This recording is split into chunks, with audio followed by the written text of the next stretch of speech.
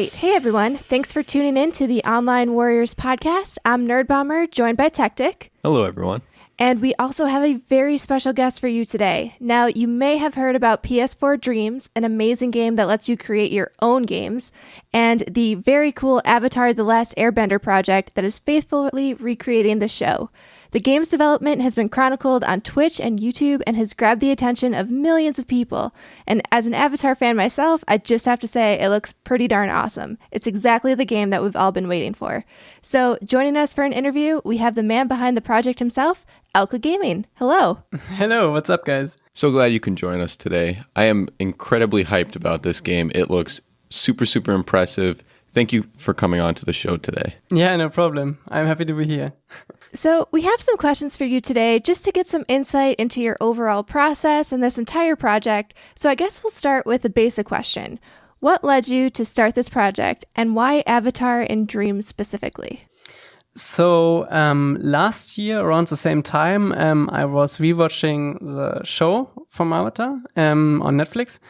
And shortly after that, the Dreams beta dropped and I hadn't had idea what to do basically in that game. Mm-hmm. Because in that game, you basically can create your own game. And I had no idea what to do. And I remembered the old PS2 games that were around, and they didn't really capture the feeling of Avatar. And yeah, basically I started to begin to work on my own Avatar game with the idea to capture that feeling of being Avatar Aang. And I think it certainly does. Just watching your footage, it really feels a lot more faithful and kind of like you're in the show compared to those old PS2 games. Because I know I revisited those too, and it just doesn't feel quite right. So what you've got going on here definitely feels a lot better than those old games. Oh yeah, thank you. So what made you decide to start sharing the development process through streams and videos? And as kind of a follow-up, did you ever dream, pun intended actually, that your project would get as much support and attention as it has? Absolutely not. It was just a side project to my normal videos on YouTube. And I basically just did it for fun and to see if I could pull something off. And yeah, then it got all the recognition. And yeah, I've never thought it would get that much recognition. And yeah, it's kind of incredible. So you've mentioned in several videos that the game will follow the progression of the show and you'll be able to relive the episodes from kind of Aang's perspective. Do you have any plans to continue past the show and follow the comics at all, or are you going to keep it just confined to what happens in the show? So yeah, for now we only concentrate on all 3 books that were also shown in the animated series. And after that, we are planning to do a multiplayer. And after that, maybe we will try to expand the single player experience with the comics, yes. That sounds really awesome. I also really love the idea of using Momo as a playable character for puzzle-based challenges. What gave you that idea to implement that in your game? I actually can't remember what led me to the idea. But I was remembering the puzzles from the Tomb Raider games. And I always felt like there's something missing, like an interactive component. And yeah, Momo is always with you from almost from the beginning of the series all the way to the end. And I found it a little bit funny that Momo can open doors for you, get keys for you to open doors, and yeah, have switches activate and stuff like that. And it's also another interactive thing that you can do in the game. And you can actually switch to Momo at all times and run around with him. And yeah, that's kind of fun. Yeah, I think that's a super cool feature. Avatar Roku probably came to you in a dream state to get that idea. Yeah. So there's an impressive amount of detail in the world you're creating. And you often kind of reference direct imagery from the show. But there's always going to be gaps whenever you're putting all that together. What's your kind of reference to doing that, and how do you justify what you're filling into those gaps? That is a good question. Of course, yeah, we are using all the references that we have, but there are many, many instances in the series where we have to have some filler in. We actually did some filler stuff for the Southern Water Tribe already with the cave level. Mm-hmm. And yeah, basically it's just what would fit, what would look good, what would fit into the universe, and basically expand on the reference material that we already have, with using assets that are in other places of the show, and basically just imagine what could there be, basically. And of course, since we have a semi-open world level, we also have to imagine some stuff, but we try to keep it as faithfully as possible. Cool.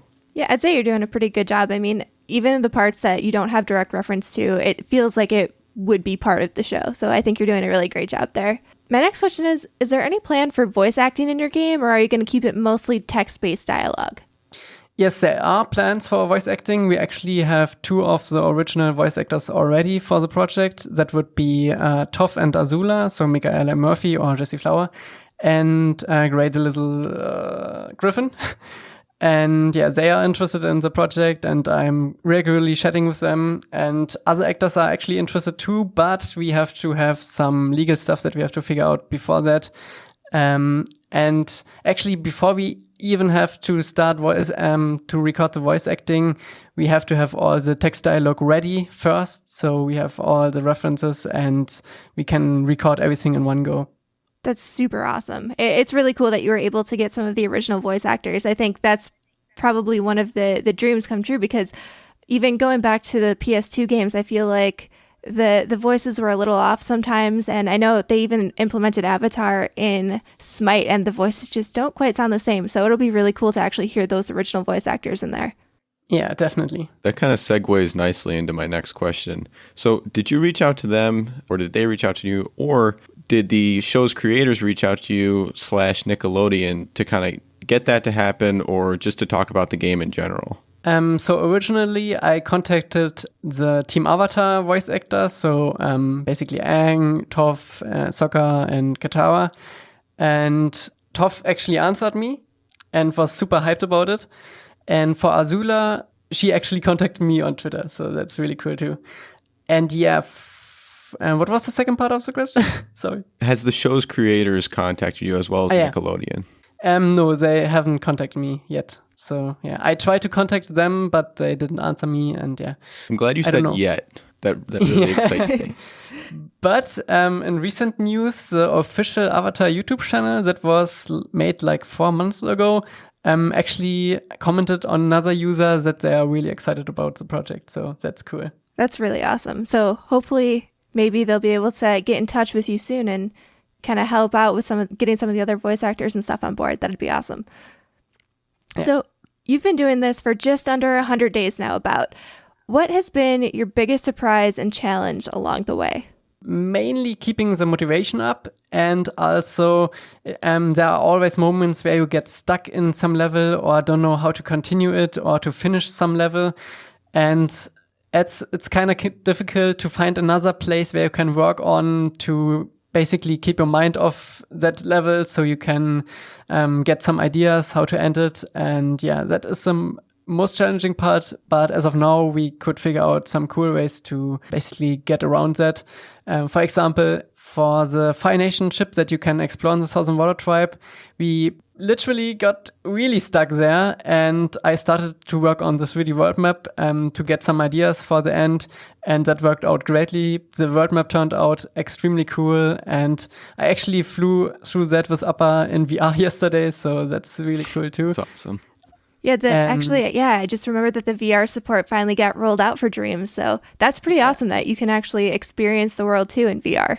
Yeah, it's extremely cool to see it in real scale and go head to head with Aang and see him. Yeah, it's really cool. Awesome. So this has inspired a lot of people to check out Dreams for themselves.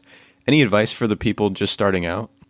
Oh yeah, definitely don't start a big project like this if you just start out, because we basically had to rework all of the game this year to account for all my mistakes that I made in my early Dreams days. And start with a small project. Definitely do the amazing tutorials that Dreams provides, and if you search for help, the Dreams community is always there. Very awesome. So, kind of moving away from the game for a little bit and getting more general. So you're obviously a huge Avatar fan. So just a little quick question about the show. Who is your favorite character in the show? My standard answer to that is Momo. And yeah, after that, if we speak of like real characters, I would say Iroh. General Iroh, good choice. Yeah. He definitely drives a huge amount of growth for Zuko, and you can't. I think everyone universally loves him as their favorite character. So I support that decision 100%. So that said, if you can choose any element or sub-element to bend, which would you choose? I think I would choose fire just because it looks cool, not because it's really functional. But yeah, after that, maybe earth because you can actually do stuff with it. But yeah, fire is pretty cool. So I initially wanted to do fire as well because, yes, it's absolutely awesome. But for me, I think I would default to earthbending once I found out that lava bending was a thing. So you kind of get the best of both worlds. So as we're kind of heading towards the end of our interview here, what is the best way for people to help you out with this project specifically? Should people support you on Patreon? Should they buy merchandise? Currently, the best way is to support me on Patreon or just watch the YouTube videos or watch the streams because that's always awesome if there are new people and providing us or the team with some feedback or some tips or some ideas. Okay, so that said, last but not least, where should people look for you online? And to the folks listening, we will link it down in the episode description. So you can find me on YouTube at Elca Gaming, or just search for Avatar Game. It should pop up nowadays. And yeah, I also stream all my progress live on Twitch at Elca_Gaming, and I'm also on Twitter at Elca_Gaming. So yeah, awesome. That's all my main platforms. So we just want to thank you again for coming on the show and taking the time to talk with us. Your project is super cool and has obviously resounded with thousands, if not millions, of Avatar fans. And we really look forward to seeing how it all continues to develop. And it just looks super cool. Thank you so much for coming on the show. Yeah, thanks for having me. It was fun. Okay, we want to thank Elca Gaming again for sitting down and talking with us and for just going through that interview process. And now we are going to get back to our regularly scheduled programming. And I am Illegal 86. I was not with you for that last segment, but I am back again now to run you through what from here on out will be a typical episode of programming in some sense, but we also have some special stuff to talk about. I am, of course, joined by Nerd Bomber and Tactic, who you just heard from. Say hello again to the peeps. Howdy. Welcome back. It's good to be back on my part. You guys have never left. As I mentioned, a big episode today, not just because you just got some interview content, but also because we have to talk about the Xbox Showcase. Of course, this happened last Thursday, and we're going to try and hit a lot of the high points. I mean, there was a lot of games on this list. We'll get some general thoughts. We'll get some thoughts on each of these games. And then, of course, we also have to talk about Comic-Con at Home, which took place this past weekend, and in fact was something of a dud, and we'll touch on that. But we'll start at the start with the Xbox Showcase, and I guess, you know, before we dive into each of these games, because again, as I mentioned, there's a long list, I want to get your guys. I think we can start with general opinions, you know, either relative to the PlayStation event that happened previously earlier in the summer, or just in general. What was your takeaway from this? This is supposed to be Microsoft kind of planting their flag and saying this is our stuff and we're proud of it and this is what it's going to be. So yeah, I mean, we can start with Tactic. I mean, what did you think here? So overall, it was kind of underwhelming. I think definitely PlayStation really showcased what's up and coming and geared its fans to really be excited for the next console. That said, there was no excitement because, as everyone who is a Halo fan can agree, that game looked awesome. And we're going to delve into that a little bit more in a bit, but that and like two other games was basically all that really excited me. Everything else was just kind of fluff that doesn't drive me to get a new console because, as they have stated before, all of these games will be available on the Xbox One. So I just nothing really to really leverage the graphics that are available on the new console. And all in all, just kind of disappointed. Nerd Bomber, any dissenting? I feel like you might agree, but any dissenting take on that? So for me, this Xbox Showcase, it really needed to blow us out of the water, in my opinion. I mean, Xbox got handily beaten in terms of first-party exclusives by Sony this entire current console generation. And one of the things that I thought they really needed to come out and show us was a bunch of first-party exclusives. And they did show us some, but something felt a little underwhelming. There was really not that moment of, oh my gosh, I super duper need that game, like I had with Ratchet and Clank and Horizon and Miles Morales. Yes, thank you. And like they showed teasers for games, but these games are like, there was no gameplay attached to some of these teasers, and the games aren't really even promised for another couple years. There was nothing super compelling me to buy the actual console. And as Tactic mentioned, because all of these games are coming to Game Pass, which is now going to be bundled with xCloud, and a lot of the games, at least for the first couple year or two of the Xbox Series X release window, are going to also come to Xbox One. I still don't really feel a reason like I need to go out and run out and buy the Series X on day one. And I'm starting to think that's not really their angle. And from a lot of interviews that I've seen from like Aaron Greenberg and some of the Microsoft execs, I don't think that's what they care about at this point. I think they're trying to show that Game Pass is a great value. And I mean, seriously, every single game we saw in the showcase, if you're a Game Pass member, you get to play that for free. I mean, you have to pay your subscription fee, but like you get to play it for free. So I think they're just trying to get people into that Game Pass ecosystem. And from that perspective, I think they're doing a good job, because I looked at all of these games, and even the ones that I was kind of like, I don't know if that's really in my wheelhouse. Like, I'm not super pumped about it. I'll still give it a try if it's on Game Pass.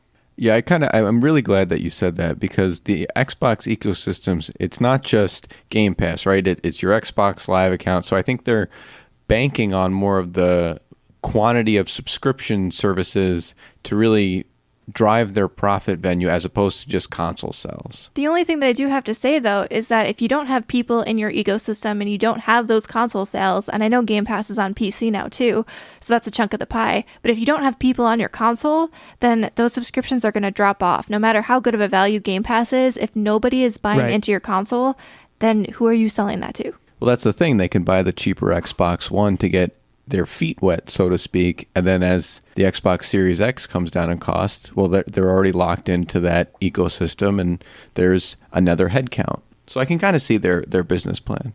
I think I agree with, and this is the danger of going last in the rotation of saying general thoughts. I wish I could argue with anything you guys just said, because for one, that would make more interesting listening, but I agree with pretty much all of it. I was handily not impressed by this showcase. I want to say too, just to make sure I don't discolor any of my future remarks. Like, Nerd Bomber and Tactic will tell you, I am not a fanboy. Like, I've had, across all generations, I have had various different. I've had an Xbox One. I've owned an Xbox 360. I've owned a GameCube. I now own a Switch. You know, I'm a free agent in this whole thing. I have a PS4, but it doesn't mean I'm going to get the PS5 automatically. I think the exclusives for the PS5 event were just so much more enticing to me personally. You know, I think Xbox did have some exclusives. I agree with you, Nerd Bomber, that they didn't show enough, and we'll get to that again. But I also agree that I think Game Pass is where they're really planning to put their weight into that more. And I've actually seen conflicting stuff, and we spoke earlier in the week. I've seen conflicting reports of, take Avowed, for example. It's one of the games we're going to talk about in this showcase, and they said it would be available on Game Pass for both Series X and Xbox One initially, I believe. They have since walked that back, and that's actually been the case for a number of these games. They've removed any mention of Xbox One from the websites. So it's unclear. It seems like they're dancing a little bit around what games will be available on Xbox One and what ones won't. And also, for the record, they're also dancing around when certain games are even going to come out. For example, Avowed does seem like it's at least a year off based on the trailer and based on what we've heard about it. But it doesn't excite me. And another big thing with a showcase like this, if I show up to a showcase to watch a bunch of trailers for games, and granted they are trailers, most of them don't feature gameplay at this stage, but I want to see some darn impressive graphics. And there was really one instance in all of these games that we're going to talk about where I even noticed that the graphics were good or better than I would have thought. Whereas in the PS5 event, I feel like I noticed it a lot more. And maybe that's my bias speaking, but maybe you guys can correct or confirm what I've said. But to me, that's important. When you're talking about a $500 piece of hardware, and I know you just said, for Microsoft fans, the Xbox One can probably hold you for a while. For me and for people who are standing outside the Xbox ecosystem, that's not a factor. So I'm just deciding which of these $500 things do I want to buy, and they might be $600. And looking at that and seeing what I see from these games, the choice is very clear. But I don't know. Do you guys want to get into some of these games? Yeah, let's do it. Let's dive in where we're going to start. Halo Infinite needs to be discussed, and Tactic, I have to dissent with you here. This can be a kind of an argument point, I guess. You said that it looked great. It looked fine. It did not surprise me at all. Graphically, it was okay. Gameplay wise, except for the little whoosh thing, the rope thing hasn't always been in there, right? The scorpion, get over here. Yeah, that's new. That's new. That was pretty cool. But like other than that, it is exactly the Halo, and Halo fans love that. Halo fans see that and they're like, it is the Halo I know and love, and I'm gonna buy this. See, but on release day, I already have to challenge you. So it's not just the Halo that they know and love. It's almost like a more of an open world Halo, which for that it excites me because the Halo lore has always been this expansive universe, but you kind of walk through the story. You couldn't really go back to worlds, go forward. Now the map is your oyster. I know that's not a saying, but it's there somewhere. And it allows the players to, circle back and really, really expand and explore these immersive worlds, and that's a fun new take on Halo, and that's something I can really, really appreciate. See, for me though, unless they implement it in a way that Gears did, I don't know if that excites me. I'm very firmly in the camp that I have open world fatigue, and I really appreciate the really simple linear story. Like I love that. That's part of the reason why when we were going, I was actually going to say the same thing. When we were going through the Halo replays recently, like I enjoyed taking a breath away from all of these expansive open world games that take me like 60 plus hours to complete, and just sitting down for something that's a 12-hour experience and having a blast doing it. So I'm a little worried how they're going to implement that. And it is new and interesting and innovative. So yes, that's a surprise that I wasn't necessarily expecting.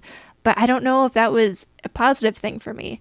And I know the graphics kind of looked a little iffy. They said it was like an early build, and I think they said they were playing it on a PC that mimicked the Xbox Series X specs, but like they didn't look that impressive. So I think I agree with what you said about the open worldiness. I mean, I just experienced that with The Last of Us 2, and that's not even open world. That's like occasionally they would give me a choice to go one way or another, and I'd be like, oh, jeez, because like I'm also kind of a perfectionist, a completionist, if you will. So that annoys me. And we talked in the past about The Last of Us and how they were going to have, no playthrough be the same, that you couldn't get enough resources to do everything, and that bugged the crap out of me. But I don't know. The open worldiness that they displayed in this gameplay trailer, they basically showed like 3 different turrets you had to go take out, right? And they showed them on a map. But to me, that wasn't... I'm not even sure if calling that open world is accurate. And maybe they've said open world in other forums that I'm not aware of, but like that was more like, okay, you're on this planet, here's 3 locations you have to go to and do, and then we'll take you to another planet and you can't come back. I don't know, maybe I'm wrong, but either way, it kind of glazed over me. I wasn't actively impressed by it. The graphics, I think they were fine. Again, I wasn't upset by it. I think a lot of people were upset by them. I wasn't upset by them, but it's also kind of just because I didn't really care. I'm not going to trash the graphics just because they kind of said, hey, we're trying to mimic it. This isn't the final cut. So I'm going to give them a pass on that one. But as far as what the game includes and the potential storyline for who the villain is, I'm for it. I mean, it looks like it's going to be the standard fun Halo game. You get to kill a lot of grunts. Those are the best to kill. And have a good time. Specifically with the sticky grenades. Can't get enough of those stickies. And Halo's, I have to acknowledge that they're in a tough spot because I'm sitting here saying, I want something that surprises me. I want something innovative. But at the same time, Halo is like the tried and true formula. Yeah, Like they've tried it a little bit. Yeah, they've messed with it a little bit with like reach and stuff where you could get the jetpack. But like at the end of the day, Halo has to be Halo, and I'm well aware of that. It just, I don't know. This might come down to personal preference. Like if you told me what's more exciting, Halo, which I have played many Halo games, or Spider-Man, which only I've played the one game, but like I would say Spider-Man for sure, because it just, I don't know, that experience just grabbed me so much more. That's why as we continue to go through this, there were some original titles, and that's where you got to appreciate those things. You have to understand, right? This is a a massive story. They got to stay true to it sometimes. So again, these are things that I really don't want to call them negatively out for, and then I really want to focus on the new universes that are being developed right before our eyes. Let's talk about a trailer that was actually in the pre-show that I know Tactic you were particularly into, BALAN WONDERWORLD. Okay.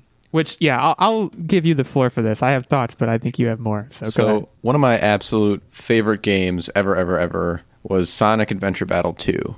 Played it as a kid, played it as an adult, loved the snot out of it.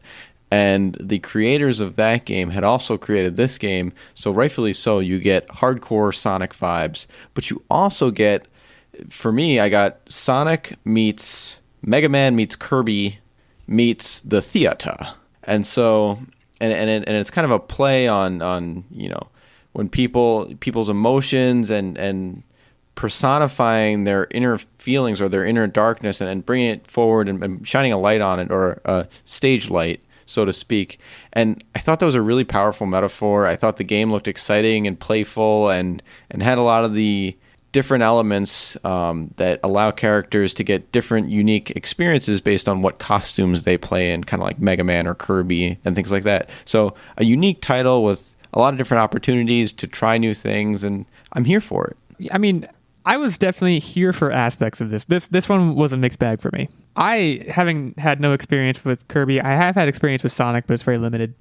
I moved to more general, like, it looked like a platformer with specific worlds, much in the way of like Mario or going way back, Banjo-Kazooie.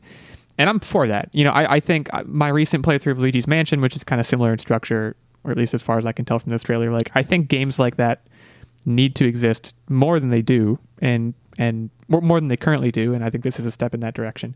The production, the trailer, I felt like I was watching the trailer for a Disney movie, and I don't mean that in a good way.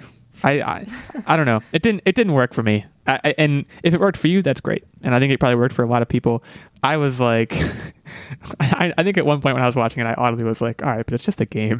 Like, they're talking about like conquering your fears, and it's all very like high level, conceptual, emotional, like conquer your fears and like find your true happiness. And I'm like, all right, but it's a guy in a top hat. He has a top hat for a head. Like, I don't know. That's just me. But Nordbomber, what was your take on this one? I mean, I guess I didn't really have too much of an opinion one way or another. Tactic was super into it while we were watching the showcase, and like it looked pretty cute. It looked kind of like Kingdom Heartsy / Sonic-y mixed together into one, but like it's not. I don't want to say it's not in my wheelhouse, because I'd probably play it and really enjoy it, but I don't care about it one way or other. Like, if it's in front of me, I'll play it. I'll probably have a good time with it, but like I'm not going to go seek it out. So chalk up 1 yes and 2, I guess, indifference for that one. And that allows us to move on to State of Decay 3, which I said before, there was one trailer that impressed me graphically, and it was this one. And granted, it was the one, I think it was right after Halo Infinite or thereabouts, and they're putting their best foot forward. I have never played a State of Decay game. My understanding of it is it's zombies. I can kind of almost infer that from the title, and then from what you see in the trailer, you can also kind of infer that. Although this is like a zombie deer? Is that what we're dealing with here? Yeah, it looked like there were zombie deer and animals and stuff like that. I was getting, maybe because of the crossbow, but I was getting like Tomb Raider vibes from this female protagonist, and I was into it. Didn't show any gameplay. It was a solid teaser trailer that didn't really give you too much story either, but it said this is what the game is going to be. This is what the feel is, what it's going to look like, and it was visually, I think, the most impressive one on this list. And you can correct or confirm that as we move through this. But Tactic, what were your thoughts on this one? I didn't care for State of Decay 1, didn't care for State of Decay 2. I don't really care for State of Decay 3. It just doesn't have, I've kind of been spoiled with other great zombie video games where this one, in my opinion, doesn't really compare. Would you say this is more arcadey than the trailer? I don't know. I've seen some clips of State of Decay gameplay, and I remember thinking, okay, that's not what the trailer shows and what the game is. Might be a little discordant. I don't know. I've never played any of them. So I played State of Decay, and I am going to go out on a limb here and say that unless there's major changes, what we got from this trailer is not what we should be expecting from the game. Okay. And to be honest, when I was watching this trailer, I was initially very excited, and then I saw it was for State of Decay, and I was like, okay, Right. so this was just a CGI masterpiece movie, and this really doesn't have anything to do with the actual game itself. And so for me, State of Decay, it's like The Sims almost. This is like a terrible example, but it feels a lot like The Sims because you're micromanaging all of these different villagers, or at least when I played State of Decay, the game might have changed in the sequel, but you basically collect a bunch of villagers, you make like a camp and an encampment, and you have to go out in the world and run various missions and basically stay alive. It's more or less a survival game above all other things. And for me, I don't dig that, especially because my experience with State of Decay was real time. So even when you turned your console off, the time in the game would keep moving forward. So like if you took a week off of playing, you would come back and like a week's worth of crap would have happened in your game.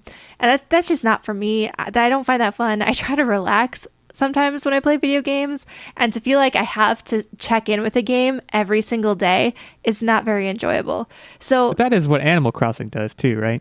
One of the most popular games of the year. Yeah, we have, our town is filled with weeds. But, like, you can't die in Animal Crossing. Like, if you leave it alone for a week, you're going to come back and there will be weeds. Big deal. You're not going to come back and find, like, half of your And be encampment died. So, it's Do you have just... to like delegate villagers? That's not what I thought at all. At least when I played it, there was a lot of, like, you basically take control of Sounds different horrible. villagers and do stuff. And, like, you can you basically permadie. So, if you kill a villager that you put a lot of effort into and they permadie, then that's it.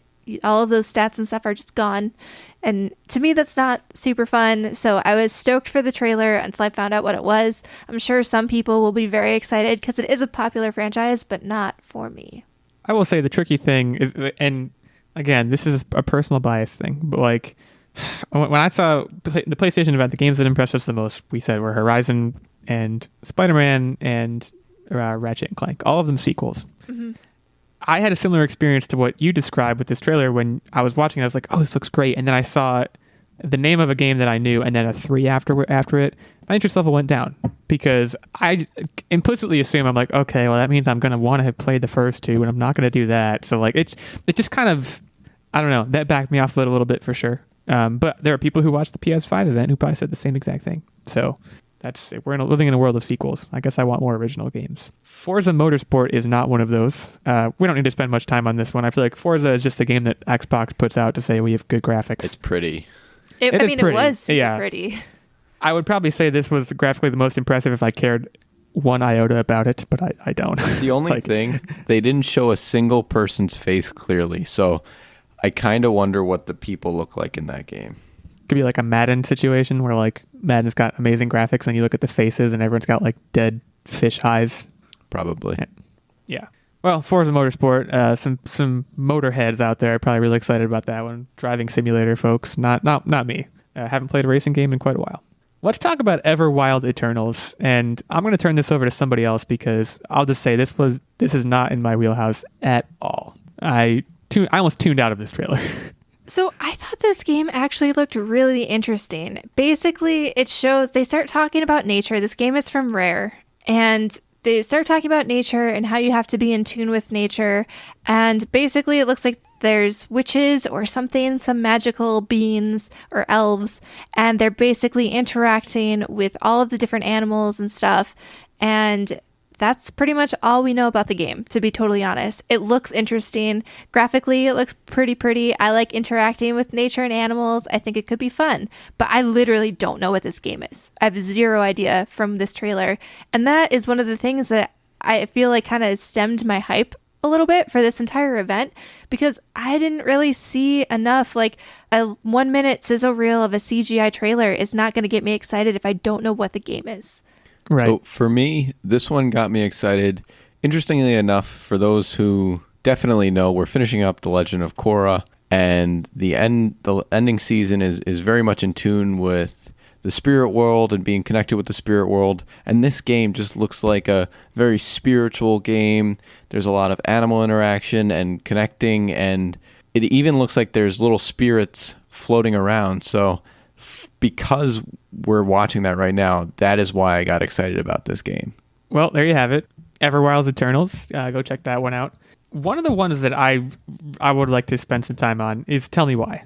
And I'm conflicted on this one because as someone who recently played What Remains of Edith Finch, and I've played Gone Home, Firewatch, a bunch of story-based games like this, that it looks, I mean, they didn't show any gameplay for this, but it looks like one of those games where you're kind of walking around and just figuring stuff out, right? Mm-hmm. Which is great. And the graphics did look pretty good for this one. I question putting this in a console reveal showcase. Games like that to me are fantastic. I love them, as I've just mentioned. This showcased very little. This was basically saying, this is a game that's coming. It's going to be story-based. You might play it. I felt like that for a lot of the up-and-coming games that we're going to mention. Yeah. Well, and we can probably bundle As Dusk Falls right in with this, which, granted, As Dusk Falls was a very different graphical style, but looks like a very similar experience where it's like, okay, this is going to be a game where you're going to be immersed in a story, and that's really great. Like, it's the narrative experience to be had with games like that and with the games I mentioned is great, but it's not, you could play that on any console and your experience would probably be exactly the same. I guess you could play that on the Xbox One or even the Xbox 360 probably, and you'd be like, okay, this is what this is. Right. So I struggle with that. So for me, I really enjoy these type of games, and especially Tell Me Why is from the same people who created Life is Strange, which was a huge hit, and so I'm super stoked about that game. Heard so much about that one. I've never played. Have you played Life is Strange? Yeah, it's very, very good. I would definitely recommend. If you like that style of game, it's a great game. I wasn't as stoked about As Dusk Falls. Like, the story looked interesting, but I don't know if I would jive with the art style. Like, I understand that it's supposed to be paintings, and I really dig the talent behind all of those paintings, but the fact that it's very choppy movement, I don't think that really appeals to me. Like, the story is probably good and I'll play it anyway, but like that part of it didn't really get me. But I kind of agree with you. So like, you look at PlayStation and what they trotted out, and I don't like to do like a tit for tat kind of comparison between the two. It's hard not to, though. But yeah, PlayStation trotted out a lot of just very intense games. And I think one of the things that Microsoft has struggled with, and Xbox in general, is that they are very shooter focused. So I think one of the reasons why they pulled this into the showcase, both of these games, is to show that there is variety on the Xbox console. But these aren't like your top tier titles. And I got the impression, because we already had that showcase from, was it like a month or two ago, where they showed these third-party developer games that were going to be exclusive / not exclusive to the Xbox. And it feels like that would have fit better there. I got the impression that this showcase was supposed to be like the giant major games that were supposed to grasp us, that we've all been holding our breath for as Microsoft has acquired all of these different studios. So it felt a little out of place. I definitely do agree, but they looked good.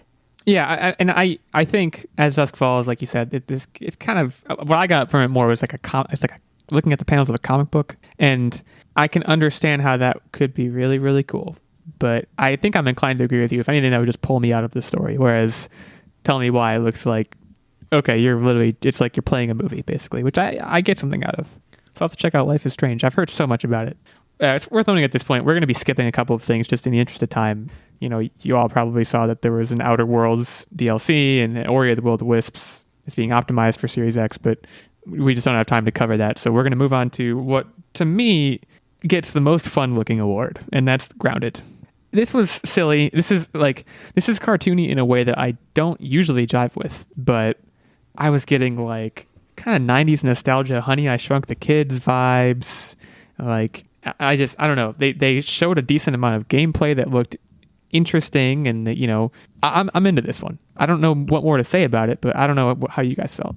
So I also am very interested in this game. The thing that boggles me here about its inclusion is that this came out this week. If you have Game Pass, you can play this game this week. So I did not know that. It's great, and we've seen it before, and it's coming out, and I can play it now. But again, this doesn't drive me to buy an Xbox Series X. But I agree with you that this really, it looks like a lot of fun. It really gave me those 90s Honeys I Shrunk Their Kid vibes, or like being kind of in like A Bug's Life, which I am really excited about. So like, I'm going to play it, and it looks great. And I'm always down with Obsidian humor. I thought this was probably one of the funniest previews out of the entire showcase. And now that I think of it, they did say coming this summer, and because of the jokiness of the rest of the monologue is like, oh, a game that's, if you're looking forward to the big game, look out for Cyberpunk, but this is a tiny game. And then, a lot of like jokes like that. So when they said coming this summer, I was like, is that part of the joke? Because it's not. Or like, but I realize now it's actually out now, and I agree that makes the move much more interesting in terms of like putting this in your showcase. But yeah, I don't know. Tactic, anything to add to that one? So for me, what the vibe that I got from this game is what I think is going to make this game really, really fun is the kind of the gift that keeps on giving. So the detail that they put into it and the comedic introduction, I think that kind of sets the stage that they're going to have these little fun things that you keep kind of coming across that are in the background that you wouldn't really think of that are really enjoyable. So for example, you're going to come across a penny, right? But that penny is going to be used in a unique way where it's really, really enjoyable. Or there'll be ridiculous things in the background just for comedic relief that I can't place anything right now, but like, when you see it, you're going to go, I lost that in the backyard. That's hilarious that they thought of that. And for that, I think this is going to be a really enjoyable experience. Right. I totally agreed. I think if they are able to harness the premise in the way that you're describing, which is like, there's so much you can do with tiny people in the grass, like what can you find, basically? If they harness that properly, then this could be really great. And in fact, we could probably Google right now and find out what the reviews are, but we won't. I'm hoping that you at least walk past the quintessential dad shoes, the grass cutting New Balances. Whew, that would be awesome. You got to figure, like, when I was a kid, my dad started like a war against moles. Like there was moles everywhere, so we bought like mole traps. I think the possibilities are endless. Is my point. I suppose it might be kind of morbid to like crawl into a mole trap and like see a giant dead mole, but it could be interesting. I guess is my point. Before we hit the break, we're gonna go to one more, and this is one of the bigger ones we've already mentioned, which is Avowed. Now, I know nothing about Pillars of Eternity or the Pillars of Eternity universe. I don't know if you guys do. Nonetheless, the trailer looked really, really cool for this one. Again, basically fully cinematic. You're not getting any gameplay here. You're probably getting, I don't want to say probably, but you might be getting misled about what the gameplay is, similar to what we said about State of Decay. But I don't know. The trailer looked really good. I can't ask any more of that game at this point. So I don't know. Do you guys know anything about Pillars of Eternity, either of you? I don't know anything about Pillars of Eternity. I probably should, but I don't. I will say this was probably one of the trailers that hyped me the most, and now that they've kind of walked back on the website that this will be on Xbox One, I could see this being a game that would kind of make me consider buying the Xbox Series X, because there's really nothing in this niche right now. There's a lot of like B games that have been coming out, but there's really nothing to fill that void left by Skyrim. If you think about it, like Skyrim came out, man, what was it, almost a decade ago, if not more at this point? I honestly can't remember. Ago. But it's been re-released on so many systems, and there really hasn't been something new to just captivate everybody the way that did. And I think fantasy games are super cool. I really jive with that. I mean, I guess there's Dragon Age, but I'm super pumped that there's a new IP and a new game, and Obsidian is really well known for having good writing in their RPGs and just doing a really good job. So I'm very excited for this. This was probably one of the games that hyped me the most. I just want to see more gameplay, and I hope this thing isn't like 2 or 3 years out, because I have the bad feeling that it's like 2 or 3 years out. Yeah, what I've seen, they've hedged quite a bit on when it's coming. But I mean, besides Halo Infinite, of course, and like I guess maybe Fable, this is one of the ones that it seems like is going to be. This is the one that you watch and you're like, okay, this could be a big deal. Yeah, at least if you're me, that was the vibe I got. Whereas most of the rest on this list wasn't really getting that vibe.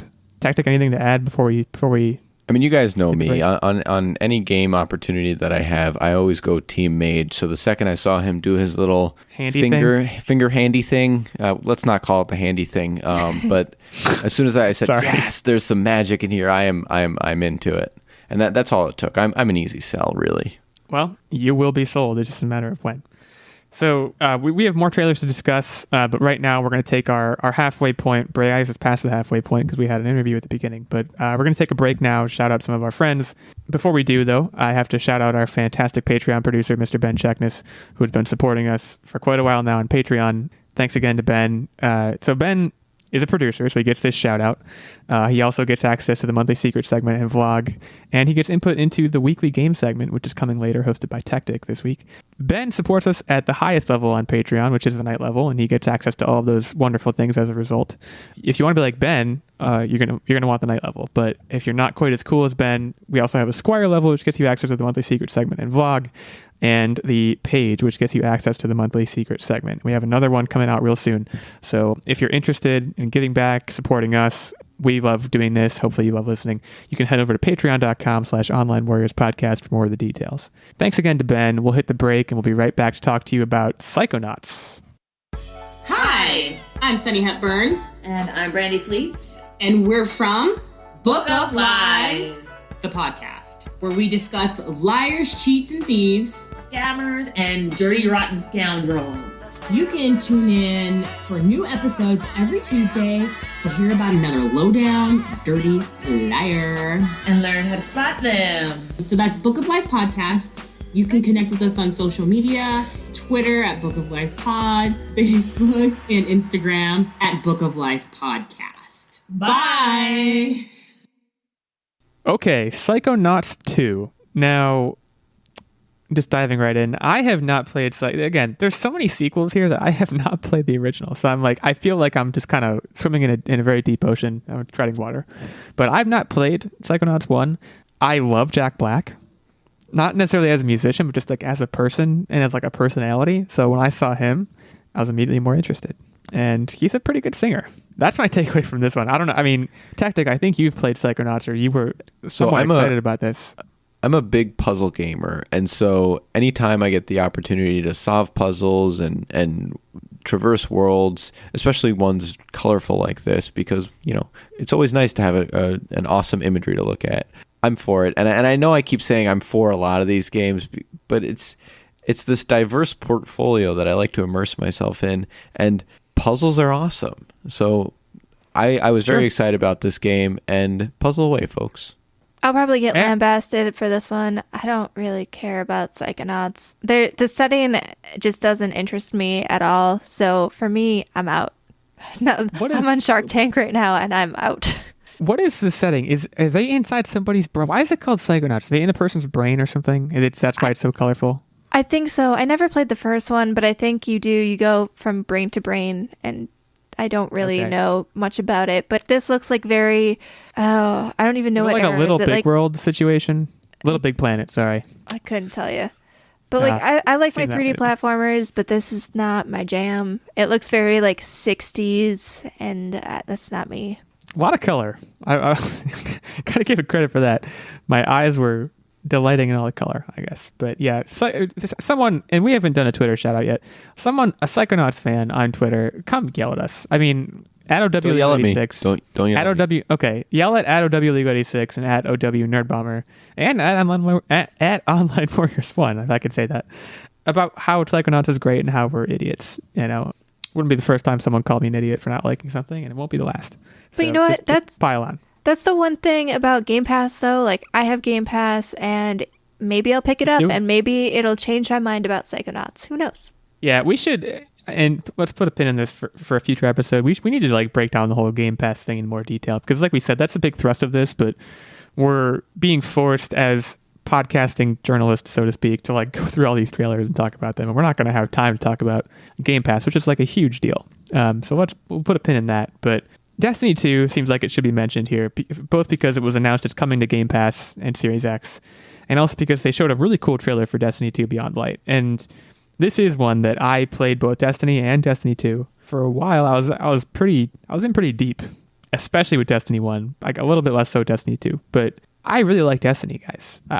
There was a time where the grinding formula there was really good, and we've talked in the past, I think a fairly recent episode, about how I can't sustain grinding past a certain point. I eventually just reached a point where I'm like, okay, I've reached a point of doneness here that I can walk away from. Again, I'm a perfectionist, so I can't complete these games. I know I'll never complete them because they keep rolling out new things, so I just decide to move on. But Beyond Light looks like it's going to do some cool stuff. I mean, you have this new...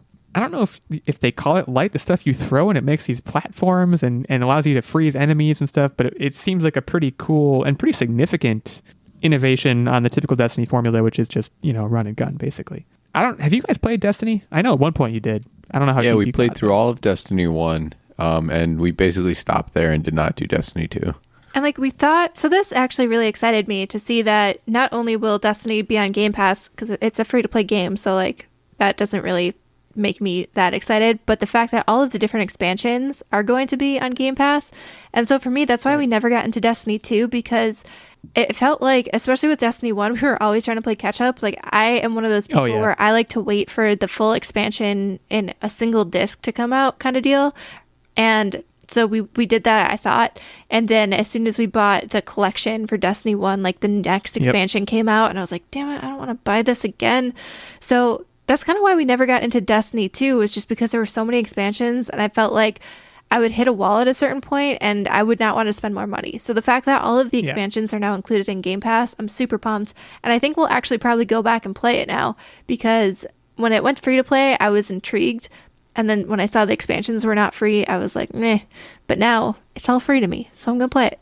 Yeah, the DLC churn in Destiny is pretty punishing. And like, I had a similar experience where I'm trying to remember, we can't have played the game at the same time, but I also bought the collection, and I'm trying to remember what expansions were even on there. Probably Taken King, Rise of Iron. But then there was another one that I think, like you said, I think it came out afterwards. And then Destiny 2, I mean, Destiny 2 had a slew of problems, if we're being honest. Destiny 2, I think a lot of Destiny fans, one of the gamers that I know, and you both know, Firestorm 501 from a previous podcast, he's a huge Destiny fan. And Destiny 2, he, among many other hardcore players, hated it for various reasons, and eventually it drove him away, as far as I know, from the franchise. They were just doing things that people didn't like with their economy that, without getting into specifics.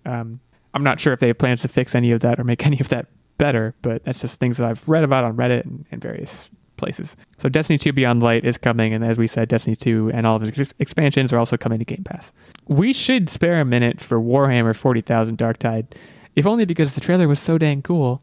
And I have to acknowledge that I was really into this trailer. It had this guy speaking in the background who I think was the guy from Pirates of the Caribbean. I don't know that for sure, but kind of like slightly British, a lot of gravitas. And then you see this kind of military setting, and they come upon this big pack of zombies, and it was very cool, very epic. I loved the environment, I loved everything. And then they said Warhammer 40,000. And for not the last time nor the first, I thought to myself, what the heck is Warhammer? Isn't that the little plastic toys thing? And I tuned out a little bit. I don't know. I'm told by Nerd Bomber that maybe it's just a overarching brand for a bunch of things, including games and toys and books, what have you. I don't know if that should turn me off, but I don't know. Nerd Bomber, I think you felt similarly about this one. Yeah, I thought the entire concept of this, because it looks like it's going to, again, try to fill that void left by Left 4 Dead that really hasn't truly been filled yet. And I loved Left 4 Dead. Same. So I'm super stoked about that. And I was really pumped about this trailer. The Warhammer thing kind of turned me off. But honestly, I think that I want the Left 4 Dead experience back so badly that I don't care. And I'll probably end up playing this, especially since it's on Game Pass. For me, I have to see go ahead. gameplay before I really even say that I'm stoked about anything, because it was one of those, this is a cinematic trailer, we're going to draw you in but not show you anything. Right. Sorry, not sorry. Well, and when I hear Warhammer, I immediately think, okay, I'm going to be drowned in RPG stuff, which I can only take a certain amount of that before I literally drown and I can't play the game. So that's a good point. Similar environment and ambiance, Stalker 2. And this is another one. I haven't played Stalker 1. I don't know what Stalker stands for. Apparently it's an acronym. But this is like giving us kind of Chernobyl-y vibes. Metro vibes, I dare say. I've only tried Metro for a very short time. But, maybe it's just the gas mask, but I was getting that vibe too.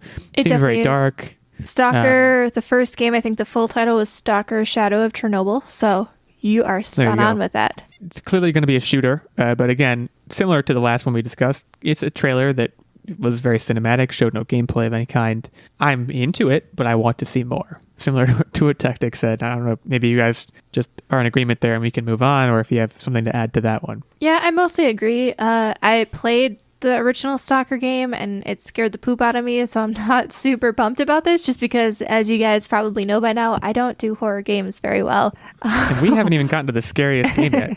So yeah, for me, I don't know if this is my my thing, but it looks cool, and I'm excited for everyone because I know there's a lot of people who are waiting with bated breath for the next Stalker. Now, what is it that, like, when you say the poop gets scared out of you, like, let's talk about that from a physiological standpoint. Like, when you get so scared that your stomach muscles just contract and the poop shoots right out? Or is it more... Something like that, yeah. Okay. I wasn't sure if it was a stomach muscle contracting thing or if it was like... It's like my entire body just tightens up in fear because I don't like it. And then poop just happens, man. Let's talk... not coincidentally, let's talk about the Gunk. What a segue. The Gunk, at this point, where it's a full departure from Warhammer, S.T.A.L.K.E.R, Destiny, all that stuff, and getting back into the similar realm of like Psychonauts and even BALAN Wonderworld we talked about, or BALAN Wonderworld, I was right the first time, which we talked about earlier. This is getting into platformy territory, kind of cartoony indie territory, and I'll just say that there are cartoony indie titles here that I would play before I played the Gunk, if we're doing things that way. I didn't feel badly about this one. I just kind of felt indifferent. Yeah, this one just didn't really do it for me either. I guess I agree. That's all I really have as far as my input for this one. Yeah, like it looked kind of neat. I can see this getting kind of repetitive. I don't really know. I feel like it'd probably be something that I would play and be like, oh, maybe this is cute, and play it for a few hours. I don't know if I could see it being a long game. This feels like a shorter experience type thing. But then again, like I said, I think I need to see a little bit more before I judge it either way. I think this one suffered from being close to the two most memorable, and sandwiched with S.T.A.L.K.E.R, it felt like it was an afterthought. I mean, let's talk about CrossfireX, because that's the next one on the list, and that one was kind of the shooter that it looked super cool. It actually showed off some graphics. It looked like we were seeing maybe a little bit of gameplay. This trailer had everything, and this was maybe the peak of the event for me. It was this or Avowed, I would say. And I don't know couldn't how agree you more. guys felt. So I was excited when I saw Remedy Games involved because I like Control. I know you had like mixed feelings on Control, but I like Control and Quantum Break. Haven't gotten a chance to play Alan Wake, but I've always had Control. I've had good experiences with Remedy Games. And there was something about the story. It didn't look like your standard shooter. It looked like fate was involved somehow. And it just seemed like a really interesting storyline. And I like to have kind of a new story that I can delve in from an FPS perspective. And I will say, like, Crossfire is a big franchise. It's not really big here in North America, but over in Asia, it's a huge, huge franchise, like rivaling Counter-Strike. I did not know that. Yeah, I think it actually is one of the highest revenue games, I want to say. I could be wrong talking to my butt, but it's like a pretty high up there in terms of sales. And so it's kind of trying to make its way into the West with this story. And I'm here for it because the story, like I said, the whole fate angle and trying to beat fate looked super interesting. So Remedy pulls off a lot of funky stuff with dimensional fate, kind of supernatural stuff. So Remedy doesn't make regular shooters. They're like, all right, it's a shooter, but this person can bend time, or like, I don't know, do whatever the girl in Control does. Control was good. I liked Control. Control was pretty intense. Yeah, so I will say that much. I guess to circle back on that, I couldn't agree with you guys more. I mean, this was in my opinion, one of the only ones that had kind of everything that you could want to see in a trailer. Like you said, it had gameplay, it had great graphics, it had action, it had story. I mean, everything. And this is what a console showcase should include. So completely agreed. Microsoft, if you're taking notes, your genre can be different. It doesn't have to be shooters, but you need to include stuff that shows the console. Well, it's one of those things where we talked a lot about all of the different franchises that have already been established, and the games that we've seen in a lot of the showcase were established franchises. And so I think this is something like, yeah, Crossfire is an established franchise, but it's very clear that this is a new story that anyone can dive into. And it seems like a fresh and exciting just game that we haven't seen a lot of, at least not in North America. So I'm here for it. And can we just talk about the really slow motion X gonna give it to you in the background? He's gonna give it to you. I was for the entire package, and I think if I were to buy an Xbox One X, this would be, hoping this comes out at release, this would be my release title. I would think.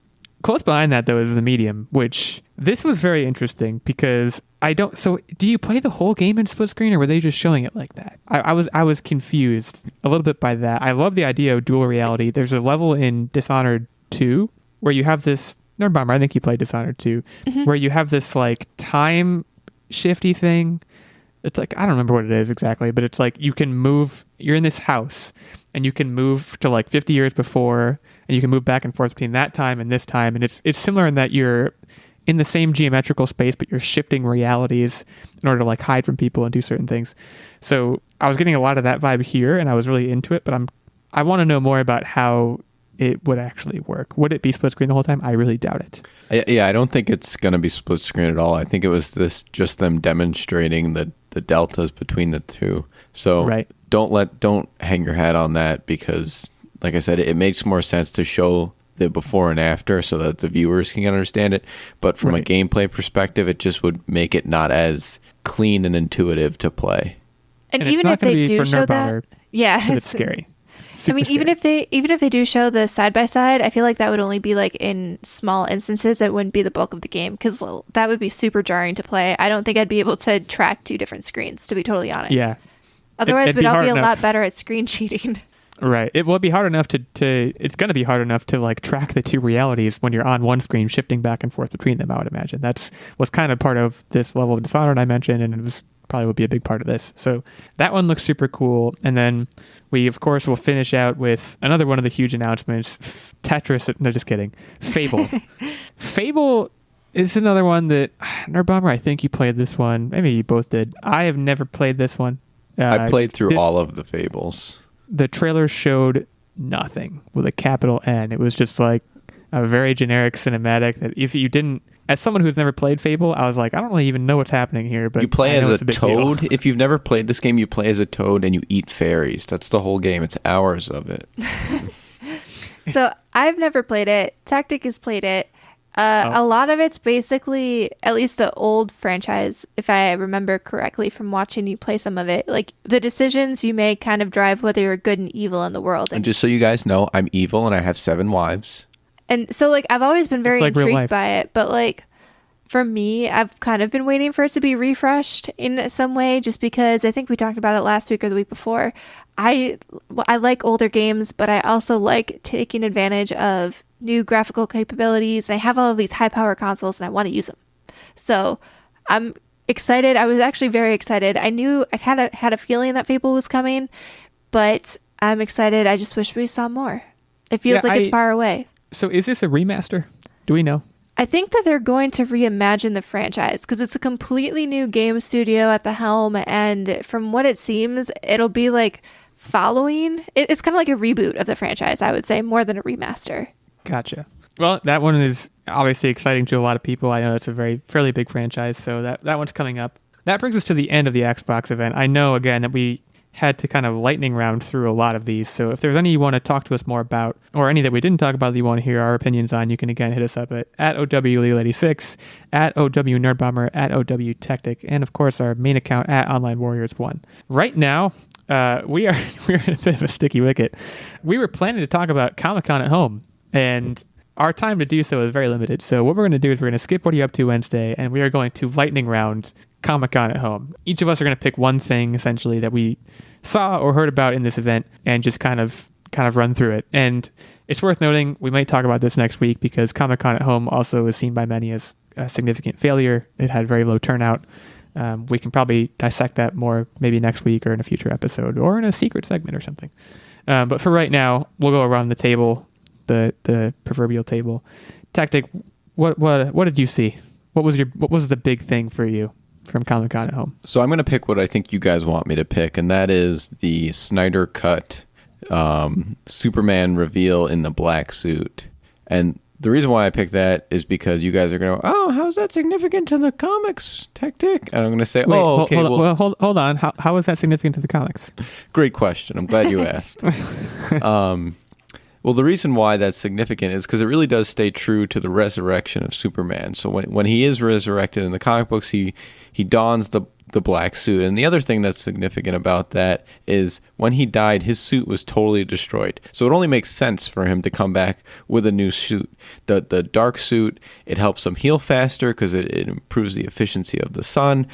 And it just looks straight badass. So really black absorbs more sunlight? Yeah, you know. Oh. Heat transfer. I didn't know that. Well, I knew the thing about black, but I didn't know that was why the suit. Anyways, continue. So really excited about that, and I'm excited about the level of detail that it really expresses that the Snyder Cut is going to show us, and it's kind of a sneak peek into that. And I'm hoping that as this cut continues to develop and comes to fruition, that there is a lot more of that staying true to the comics and having the true essence of what DC Comics is. So way to go, Snyder. Yeah, and it did seem too, he seemed like he made it a point to say that he would not use anything from Joss Whedon's cut, like nothing. So I think people are really excited about this Snyder Cut thing. I keep hearing about it. Yeah, I hope it's not overhyped. Joss Whedon won't, none of his work will be involved apparently, which is, I can't imagine making another movie out of that was similar at all to the movie that I saw, which was the Joss Whedon cut, which was not good, but people have high hopes. So that's coming. The thing I want to talk about is a new Darth Vader comic that was announced. So The Rise of Skywalker, spoilers if you haven't seen it yet, but also, what are you doing? Go see it. It's quarantine. You have all kinds of time. Disney Plus, do it. Palpatine came back, and that was a very divisive decision for a number of reasons. A lot of people really hated that he came back from the dead. Other people thought, oh, well, you know, in Star Wars, no one dies, which is kind of true. Anyways, speaking at Comic-Con, Greg Pak, I'm hoping I'm pronouncing that right, teased a new Darth Vader comic series will tie into the Rise of Skywalker in a huge way. And he is tantalizing us, and that's for sure. I guess I'm here to speculate on what that is. You know, how could it possibly tie in? You know, Darth Vader is dead long before Rise of Skywalker starts. But we also don't know how long Emperor Palpatine was working on his whole cloning thing that he's doing. I guess I don't know is my point, but it's very interesting to think about. So again, Twitter, hit me up with theories. I don't know either of you have any theories on it, but I thought that was very interesting to read about. So my interpretation of this was that it takes place in a time when he's alive, and similar to the Broadway Wicked, it's going to be from his perspective. So every villain, right? Every villain, no matter what movie, comic, whatever, they think that what they're doing is the righteous path, and it's the good path. And so it's always interesting to get the perspective of these villains, because at the end of it, you really sit there and you empathize with them. You go, wow, I really actually understand that. And would I have made the same decision if I were in their in their shoes? I don't want to be in their feet. And me neither. And it's that level of empathy that you get towards these villains that really kind of excites me for these kind of perspectives. So I cannot wait to start reading this. I'm very excited about it, and I think there was a lot more that could have been done with Darth Vader back in the Disney that they're going to do now. Well, it's worth noting 2 issues of this series, 6-issue series. 2 issues are already out of this Darth Vader series. Apparently they deal with Vader meeting Sabe, who is Padme's former handmaiden, and coming to terms with his own loss. But again, as far as how it feeds into episode 9, it's as of yet unknown, so you can be one of the first to know if you check it out. Nerd Bomber, we'll swing it over to you for our last Comic-Con item. So my biggest thing, and I think this was pretty hyped around the internet too, was the reveal of the New Mutants clip. And it looked really good, guys. I don't know what it is about the New Mutants, but I had like no interest because it seemed like it was in development and release hell forever. But watching this and the trailer that was released a few months ago, I'm on board. And I don't know why this just sat on the shelf somewhere, because it looks really, really good. So I don't know how you guys felt, but basically, I mean, you see all the kids kind of honing their power, fighting some weird smiley face bad guys and a big ghost bear, which the ghost bear is actually pretty relevant in the comics. So that's pretty cool that they're staying kind of true to the comics. And it just looked like really action-y, kind of scary. I think I'll be able to sit through it scary though. And I'm very pumped. And they also did talk about, I know the director said that he had planned to make it into a trilogy. I don't think that's going to happen now, just because, I mean, now Disney owns it, and all of the kids are probably like really grown up now and not so much new mutants. They look like old mutants at this point. But I just want to see this movie, and I don't care. I think it's slated to come out technically still in August. I don't know if that's going to happen. All of the big movies are getting pushed, but I just wanted to see it. Like, release it on demand or put it on Disney Plus or something. Just let me watch this thing, man. I just want to see it now. I love Anya Taylor-Joy. I don't mean I'm in love with her. I'm just saying, like, having seen Split and Glass, she was amazing in those. So her as a leading cast member is enough, I think. And also the premise of X-Men, which rarely fails. You know, I'm on board with that. X-Men has taken a lot of missteps, especially recently with Dark Phoenix, but I think the hiatus might actually get people ready to get back on board. I mean, with the franchise. The other thing too, right, is this is a new genre for quote superhero movies, and I'm really, really excited about it because it's something we haven't seen yet. And the level of detail that we see in this horror film is astounding, right? You have all these eerie numbered graves, which obviously are, quote, failed experiments from other mutants that they've abducted. And this is a real take on if superhuman people were in our society. And I know I've said that before, but come on, let's be honest. If we had people with extraordinary powers, it would not take long for them to be experimented on. Well, I would argue that most people would never see them. But that again, that's a topic for another episode. So yeah, that's again even broader strokes of Comic-Con than we had broader strokes of the Xbox event. We may talk about that more next week, as I mentioned. But for now, in the interest of time, we're going to move on to our quiz tonight, which I believe is about Nickelodeon. Is that true? That is correct. So again, take it away. For time, I'm going to dive right into it.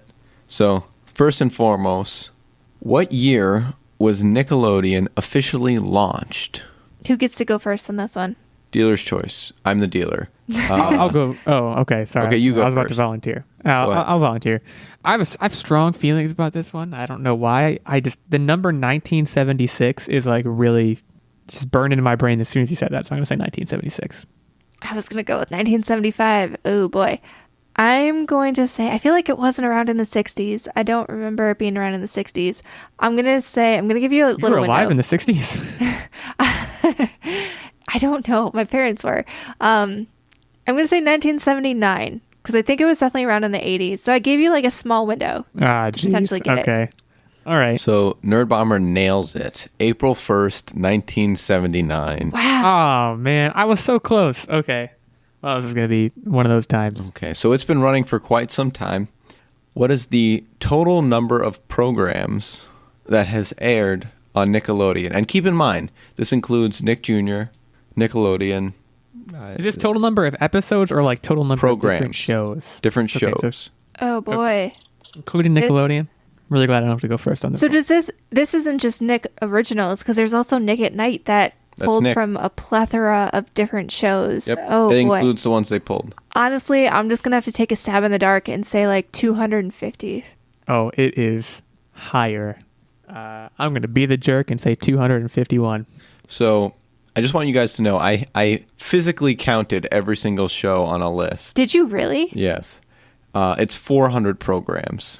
What? So, How long did it illegal take you to text. count that? Roughly 400 seconds. Okay, fair enough. That is a lot of dedication. It's only like 5 minutes, right? 10 minutes? No, 8 minutes? Whatever. That's 6 5 minutes more attention span than I would have had to do that. Okay. So All right, so it's tied up. in Nickelodeon's running, when we were children, a large amount of focus was put on sliming people. Yeah, of course. What was the first year that someone was slimed? 1995. Feeling really No. confident about this It was one. definitely before that because there was like Guts and stuff, and that was in the late 80s. I'm going to say 1985. Okay, so I was trying to lead you guys astray. Nerd Bomber was definitely more on my scent. It was the first year that they aired, 1979. Oh, you Ew. It was Jerk. in the pilot of a show called You Can't Do That on Television. You dog. Yeah, you took us for a ride on that one. I got to give you credit. Yeah, I couldn't help myself. All right, so it's Okay. still tied. So, the longest running show on Nickelodeon is none other than SpongeBob. How many years has it been running? I love SpongeBob, by the way. One of my favorite shows ever. I actually might know the answer to this question. Am I first? I think I'm first, and You're first. he's like 25, right? I can't answer. No, wait, I might have busted. I'm gonna say no, 25. I'm gonna stick with it. It's not that many years. Didn't you want the year it started running, or did you want how old it is? I want how many years has it been running. So you take this current year and subtract it by the first year. I'm going to say 20. I think it's 1998, but I want to give myself some wiggle room. Okay. So Illegal takes it. It was 1999 with 21 years running. Yeah, I was pretty close. I mean, I was 3 in 1995, and I remember when SpongeBob first started off, you know? It was a great time. So, I love SpongeBob. To tie it up, Nerd Bomber has to win this, and I do not have a tiebreaker. You all remember the show Cat Dog. Of course. Alone in the world with a little cat dog. How many years did Cat Dog run for? Wow, I didn't remember the song. Cat Dog, I'll say it too. Cat Dog was not my favorite show. Really? Not by a long shot. Cat dog. I Wait, you can remember sing you the whole song? song. Good One fine grief. day with woof and purr, baby was born in Coastal Stir. No blue buzzard, no three-eyed frog, just feline canine little cat dog. Cat Dog. Cat dog. Okay, you guys are ruining my thinking space. How many years did it run for? This wasn't that long. This is a paltry 10 years. This is half of what SpongeBob did. 10 years. No way, not 10 years. I'm going to say 1 year and hope that it even lasted a year. So you took there's a good chance illegal busted tactic, and that was very wise. They ran for 7 years. Oh, wow. That's actually longer than I thought. I thought it was only on for like 3 or 4. So It you're was the out there worst, for a while. and Yeah. I need to come up with a tiebreaker. All right. Well, we're not cutting this. This is live. You're going to listen to Tactic try and come up with a tiebreaker right now. So you never watched Cat Dog though? I watched Cat Dog. I mean, Actually, I was I'm just gonna leverage off Cat Dog. Let's keep going. Okay. In that 7 years, how many episodes was that? This is a I hard don't know one. how I don't know. And Nerd Bomber goes first this time. I don't know how children's television works in terms of like how often do they put out an episode? Because you can extrapolate if you know that they're like, oh, it's 1 episode a week. But I don't know if that's how they do it.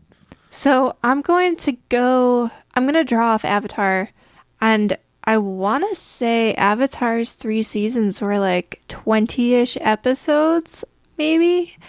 And so 20 times 7 is 140. So I'm gonna say 140 episodes. Okay. In 7 years, they had have made more than 140 episodes. I'm gonna go with 180. Okay, so you both busted. They only had 4 seasons stretched about this 7 years. Wait, so it was on for 7 years, but it only was 4 seasons? Yep. Yeah, So they it's only had syndication, 68 episodes. You guys are the worst. All right, tiebreaker round 2. This is gonna be the longest episode we've ever made. I think it already is. Oh yeah, it definitely And is. This it's is a well ahead of that. megasode. We should have called it the megasode before this. Now people are only getting that at the end. All right, Tactic. Let's wrap up the megasode. Give us a question about Hey Arnold. I would love a Hey Arnold question. Oh yeah. That's Or Rocket closer to Power. my. Yeah, that would be good too. Okay, What so can you my look at? favorite show on Nickelodeon, and I specifically remember eating my microwavable salted pretzel with American cheese on it while watching this, Ew. was Kablam. Okay. Oh, wow. That's It's a a great throwback. show. Kablam was a series of various animation styles combined together to form one show. How many episodes were there? Best part of Glam, by the way, was what they called Action Team Go. All the action figures. That was the best part of that show. Yeah. Also Prometheus and Bob. Prometheus and Bob was my favorite. Ah, man, this is tough because I feel like this one ran for a heck of a long time. But you got me gun shy with that cat dog question. I'm gonna say an even 100, just a hundo. I have faith in Kablam. Dude, I feel like there were not that many episodes. Every time I watched Kablam, it was like the same stuff over and over. So I'm gonna go conservative and say 1. And I know that's wrong, but I'm gonna They take that only tactic. made 1 episode. Okay, you're probably right. I mean, let's see what happens. So good strategy. There was again 4 seasons with 48 99 episodes. 48 episodes. All right, so I wasn't even close. I have more faith in television show producers than I should have, clearly. But I've lost again. I accept defeat. I tip my cap to Nerd Bomber and Tactic for creating the quiz, and to all of you for listening. We thank you all for showing up for our discussion on Xbox and Comic-Con and Nickelodeon. And next week, there may be more Comic-Con. There may not. I can't promise anything. I'm not in charge. But either way, we'll talk at you then. And in the meantime, we hope you have a great week. See you next week.